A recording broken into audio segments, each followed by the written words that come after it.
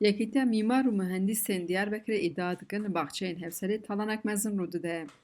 Yekîtiya Odeya Mîmaran li derbarê fikarên ser têkçûna xwezaya baxçeyên Hevselê raporek amade kirin.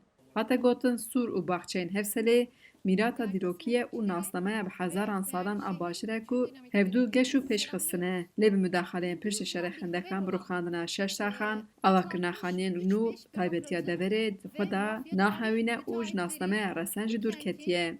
Hate destnîşankirin ji bo ku Sûr bibe navendeka tûrîstî û seyrangeh, sosyolojiya wir jî hate guhertin, tax xerabûn, rûniştvan jî koç kirin, xwediyên baxçeyan ji baxçeyên Hewserê dûr ketin û çandiniya bi hezaran salan a xwezayî ciyê xwe ji çandiniya endûstriyê rahîşte. Tarihi Sur içinde binlerce yapı yıkılarak Di nav Sûrê de bi hezaran xanî xera kirin.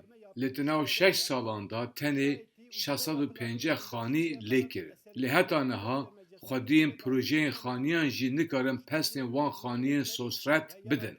Veja ji bo sersûçê xwe û dîmena xera binixwînin, çalakiyên curpicur li dar dixin. Di vê qeyrana aborî de bi milyon lîreyan festîvalan li dar dixin. Ku misqalek feydeya wan festîvalan ji bo parastina dîrok û xwezaya Sûrî nîne. Em dizanin ku armanc awakirina bîr û asîmîlasyona çandî ye. Di daxuyaniyê de hate destnîşankirin, dor û berê Sûrê kirin baxçeyên millet û bi hezaran dar hatin birîn. Darên giyayên xerî bi lûr hatin çandin. Ev jî kir ku çûk û ajalên xwecihî jî ji hêlîna xwe bûne. Fiskaya'da ve Sur Piştî içerisindeki ku taxa fîskayê jî xerab kirin bi armanca nûkirinê rûniştvanên li wir xebatkarên baxçeyên Hewselê bûn. Bi çûndina wan jî çandiniya kevneşopî têk çû. Di ciyê wê de çandiniya pîşesazî dest pê kir. Weke çandiniya garis. Piştî çandina garis lazim e ku sapê wan bişewitînin. Me dît ku du roj berê di zeviyekê de piştî şewitandina sapên garis agir bi baxçeyan ket. Ev jî ziyaneke mezin e. Mîmar û mühendîsên bajêr, parêzvanên xwezayê bifikarin ku di encama projeyên nûkirina Sûrê û dor û berê qeleya dîrokî baxçeyên Hewsel ji taybetiya xwe wenda bike, flora û fauna bajêr jî xera bike. peşe rojê de ev tişt dibe. Yek çawa ku serî da wan dixwastin bikin ciyê işte em bêjin qafe û her wiha û ciyê ku êdî bibe alî îmarê de bêvekirin.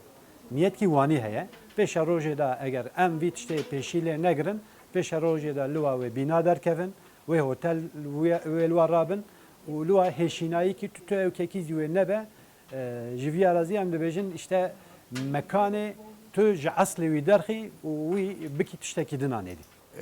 Tarım gelek heremê tune bû. Gelek giya heye navê Kurdistan elmê botanîkê daya nivîsandin ana çiqas diçe tune dibe.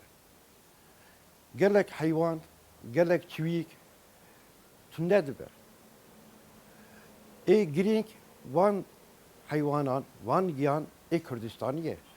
Bi elmê botanîk û zoolojî re navê Kurdistan daya nivîsandin. Em nikarin wan biparêzin. Mühendîsê çandiniyê Zekî Kanayê li ser dîrok û xwezaya Mezopotamyayê her wiha Dicle û Hewserê pêşkêşiyek kir û da zanî ku heta salên 1960 hemî bajarê Amedê li ser baxçeyên Hewselê bûye. Wî anî ziman lêkolînên berê bi kararîna baxçe û daristanên Hewselê nasnameya çanda bajêra ku neha ev taybetî yek bi yek wenda bûye bi projeyên ku bi destê dewletê hatine çêkirin. Eviye bi her awayî talane. Li bêjarê vê talanê nasekinin. Ana talana xwe tamam kirin vê dixwazin zihniyetê vê bajarê, çand û kültura wê bajarê zê biguherînin çandê külturekî dagirkerî bînin şûna wê. Vîya ew hebûn li jorê bajêr me got li serî talan.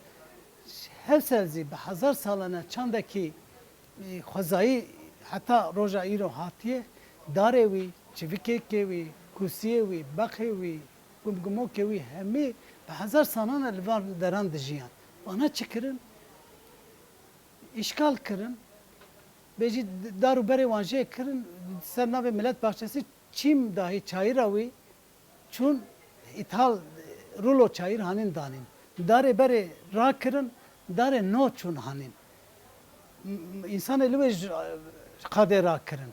Lebele ana çave işgal keran dibece emli bir çavan bakın kadar ticareti servet fikrin. Daranje kirin becere helina çivikan onda bundu. Tusadu pazda çivik diver jure çivik dişiyan. Wî destnîşan kir projeyê ku li Ankara û Stenbolê tên çêkirin, bajêr nas nakin û projeyên ji aliyê xerîban hatiye amadekirin dixwazin li ser xweza û dîroka bajêr van projeyan ferz bikin. Xecî Can Farqîn, Dengê Amerîka, Diyarbekir.